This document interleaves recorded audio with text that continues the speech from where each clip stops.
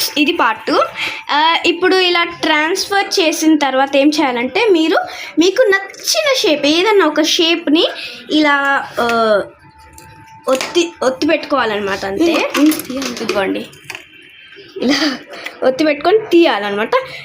And your candies ready.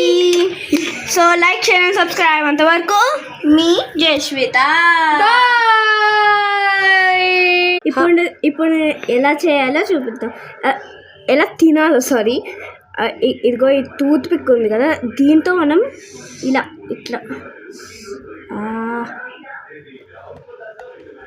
ఇలా చేస్తూ ఉండాలన్నమాట. అప్పుడు తెగుతూ ఉంటుంది కొంచెం కొంచెం. ఇలానే స్క్విడ్ గేమ్లో చేస్తూ ఉంటారు కదా. But they will use lighter. ఒక అమ్మాయి అయితే లైటర్ యూజ్ చేసి వాళ్ళ పార్ట్నర్కి కూడా లైటర్ ఇచ్చేస్తుంది. ఇలా చేయాలన్నమాట. సో అంతవరకు మీకు బాయ్.